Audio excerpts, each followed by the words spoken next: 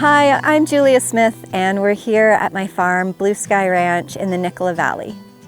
We're really dealing with some tough challenges with drought and heat domes and forest fires, and so I wanted to invite you all here to see what I'm dealing with, and I think maybe that there's a lot of other people out there dealing with the same things. So here's a video about adapting to climate change and making tough choices and trying to build up our land to be more resilient and to be able to better handle the things that Mother Nature is throwing at us in a way that is in line with our values and the way we want to raise our animals, the way we want to operate within our community, and the relationship that we want to have with our land.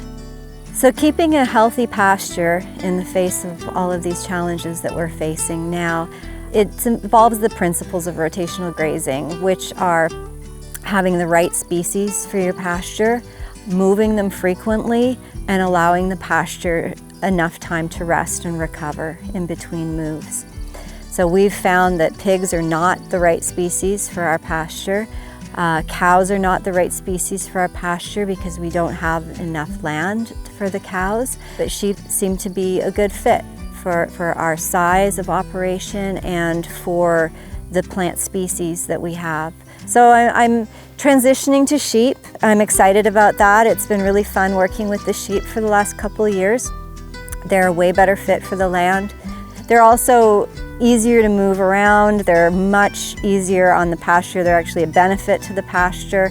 But yeah, the lambs are really good at weed control in the pasture, and they're just going around and fertilizing as they go. And they don't have the same impact that the pigs had. They're not rooting and digging giant holes and making a mess and killing trees. And they're just a kinder, gentler solution for land restoration.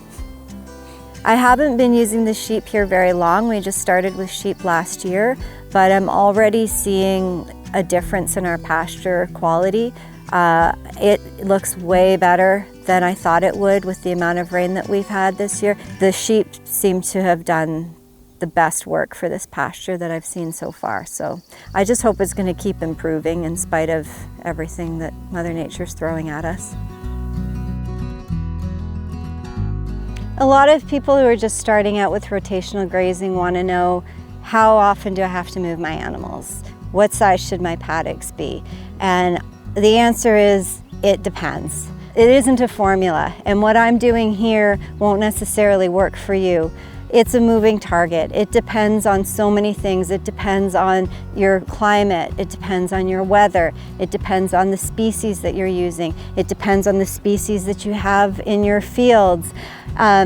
So it depends on your stocking rate. There's so many variables, so you can't just tell someone, set up your paddocks this size and move them every 2 days. You have to watch what your animals are doing. You have to watch what your plant species are doing. You have to watch what your weather is doing. Just being out there every day, keeping an eye on things, you get a feel for it pretty quickly.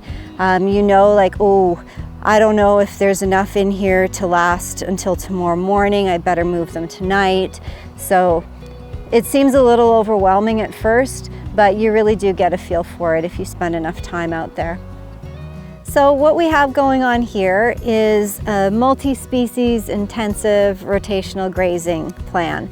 So we've been moving the animals around the pasture. They get moved pretty much every day. It just kind of depends on how much they've eaten.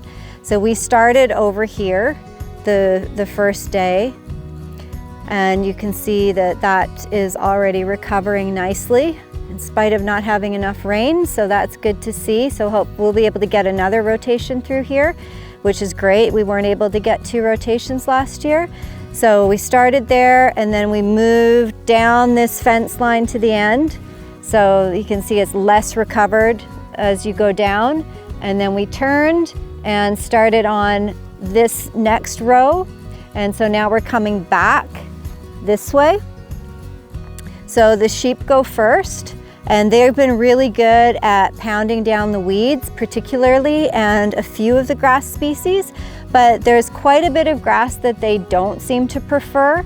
So rather than leaving them in and forcing them to eat it, I decided to introduce the horses into the rotation, and this is working really well because they don't want to eat the weeds, they want to eat the grass. So you see the horses come in behind the sheep, and the sheep are in here now, and tomorrow we'll move them